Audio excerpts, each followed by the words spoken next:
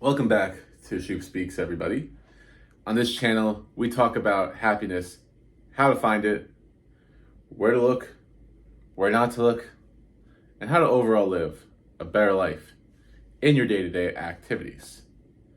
So, in today's video, I'm going to be going over procrastination, which is a happiness killer. And you're going to find out why. What even is procrastination? So we could go by, the actual definition of procrastination, which is something like delaying a task that has to be done, essentially. You could procrastinate over weeks, months, hours, but regardless, procrastination involves some sort of responsibility in your life that you are delaying either getting started or finishing. But what does it really come down to? Like, if you boil down that definition, what procrastination really is, it's a breaking of promises that you make to yourself.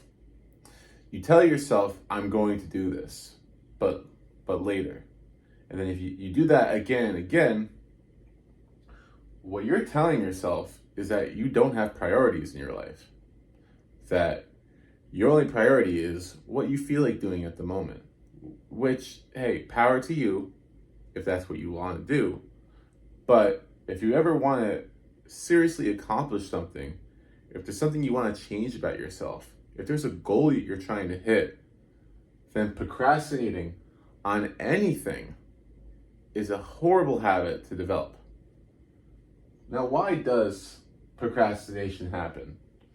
I wrote fear at the top, but I'm going to make sure to talk about fear last because it basically boils down to fear. But first, let me start off by saying procrastination usually happens because we're dealing with tasks that aren't easy, like losing weight, as an example. So I wrote some things that we procrastinate on, and I'll continually go back to it. So it includes making big habit changes like going to the gym, changing your diet, and it could be stuff like making friends, finding a new job, or advancing in your current career, or quitting bad habits like drugs, alcohol, video games, etc.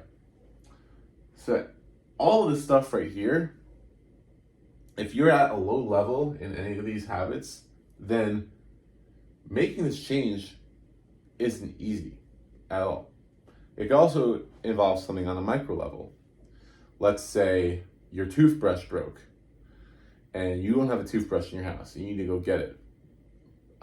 You wouldn't tell yourself, oh, I'll just get it in a couple days. I just won't brush my teeth until then. Like, no, you would get off your ass and you would go buy that toothbrush. But when it comes to something like losing weight, then all of a sudden there's additional factors. It's not usually one simple step. It's many, many steps. You gotta, develop a workout routine. You have to change your diet. You have to change some of your other habits that might lead you to laziness or overeating, etc. And any of these changes aren't easy.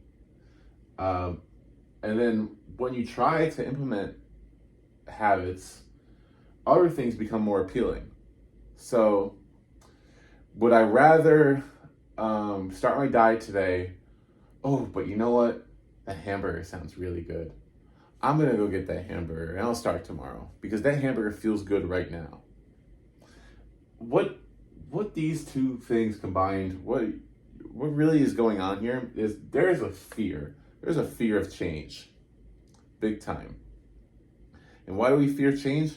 Well, we develop these identities of ourselves, either through childhood or other experiences, that we don't want to let go of. Because when we let go of these experiences, that's when we begin to feel like we're going against ourselves.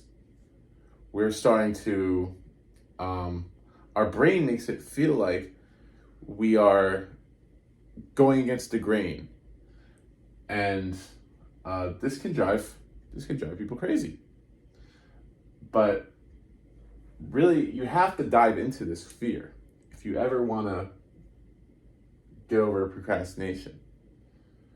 So let's talk about why it's a happiness killer. Well, it makes you feel less accomplished, a little more shameful, and it can be, you can notice it, it can be very noticeable, but a lot of times it happens subconsciously to you, you tell yourself you're going to do this tomorrow. Then you start to associate yourself as a person who doesn't change easily. And then that starts to become your identity. And then you start holding on to that identity, that same identity that is causing you to feel unhappy, yet you don't want to let go of it. It also means procrastination means that you really don't have a clear direction in life or concrete goals that you're trying to achieve. Because if you had concrete goals, you wouldn't just think about accomplishing it whenever. You would have a set plan and you would start on that plan to start achieving that goal. And if you procrastinate, then it leads to more uncertainty in everything in your life, because you don't know who you're going to be from one day to the next.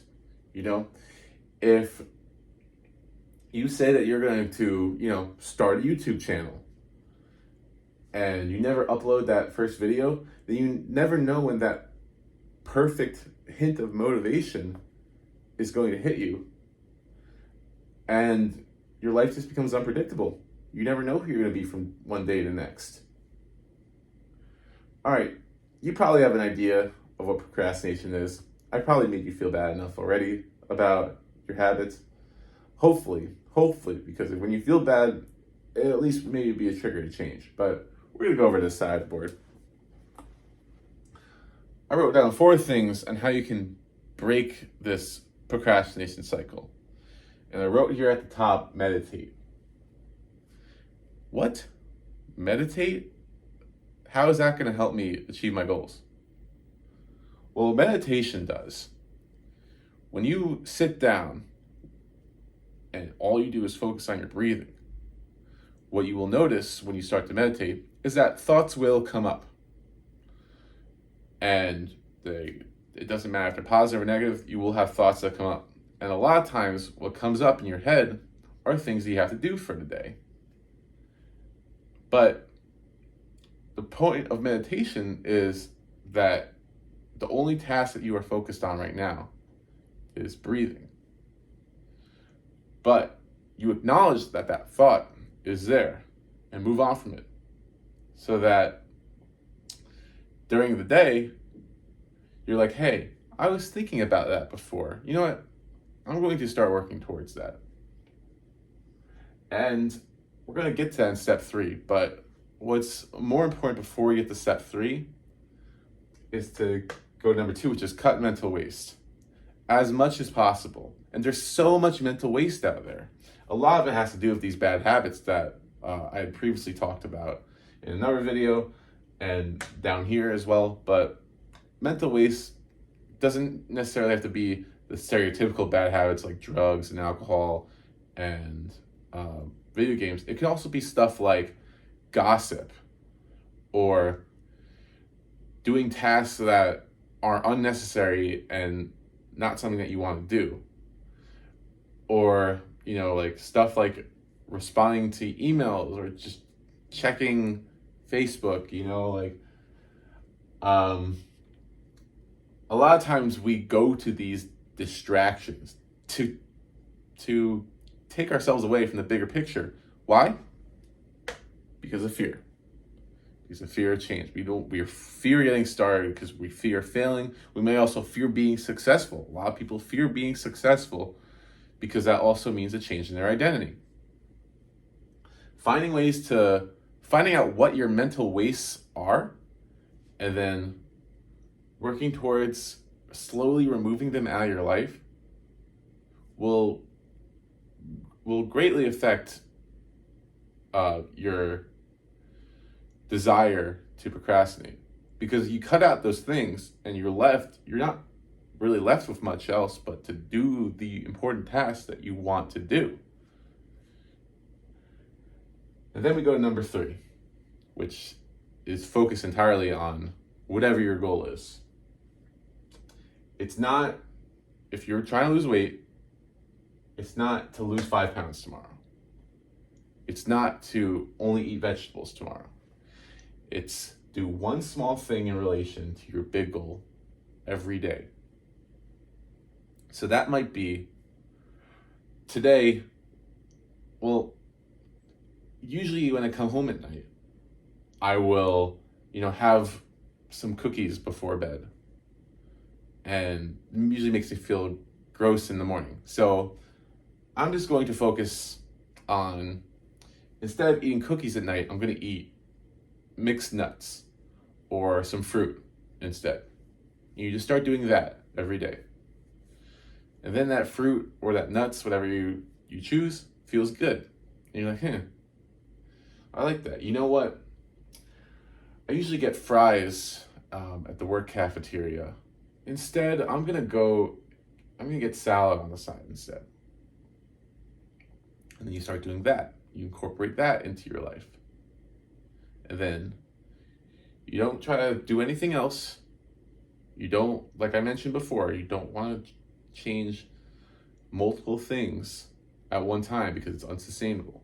You want to focus on one, master that, get comfortable with that, enjoy that as part of your routine, and gradually work towards it every single day.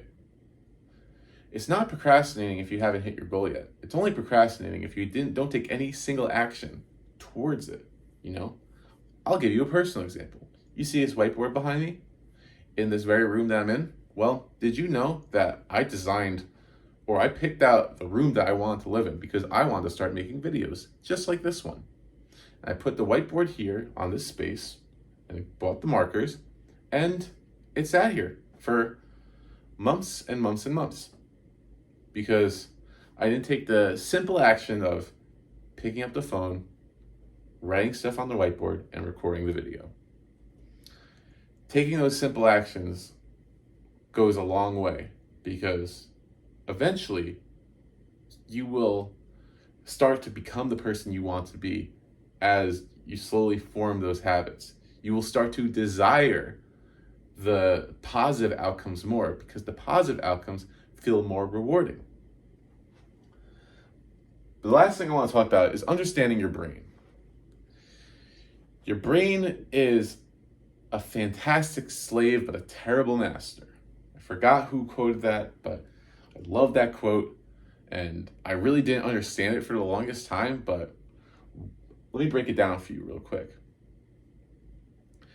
Your brain, essentially, thoughts aren't facts. Your brain comes up with rationalizations because we used to live in tribes, we were hunter-gatherers, and we needed to do what we could to survive. We used our mind, to put ourselves in situations to avoid harm and find pleasure, essentially. But nowadays, those same hunter-gatherer mindset ideas that we have don't really matter as much because we are pretty set for survival on a basic level. What really matters more is your body, getting up and doing and moving,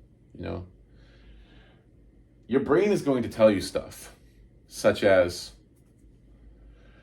I haven't had a donut in 4 days.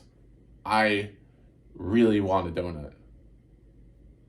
And you might resist that donut because you've been following what I've been teaching you here.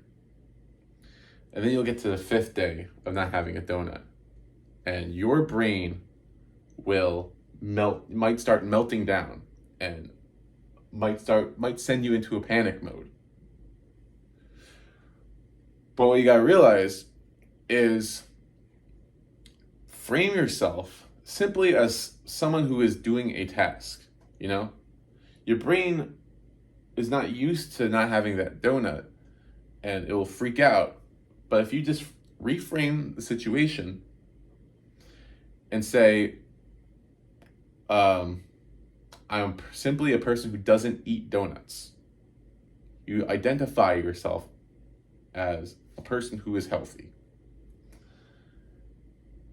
You associate that with yourself more and more, then you will begin to understand that your brain will always have desires and wants, but using your body, you can control your actions. And meditation helps big time because meditation allows you to recognize and understand your thoughts and what thoughts come up. And you get those thoughts and you question why you have those thoughts, and you're able to do the mental work to help cut down your habits. Now, the last thing I want to mention is relapses. What I don't want, the last thing I want is for you to follow this advice and then you slip up one day and you couldn't handle the pressure or something went wrong that day and you just really wanted to eat that donut. You do it and then you feel even worse about yourself. I'll say two things about that. One, if you feel worse about yourself, it means that's overall a good thing because it's putting you in the positive direction towards change. But you don't want to feel so bad about yourself that you self-destruct in other areas. Understand that relapsing is part of the process, and relapsing is what will make you better in the long run because you learn what triggered you and what got you to the point that you did. Well, anyway, that's a basic overview of procrastination. And one last important thing to leave you with: don't procrastinate on fixing your procrastination. Anyway, thank you for watching. I hope you stick around, subscribe, so you can learn more about how to figure out your own happiness. And until then, thank you.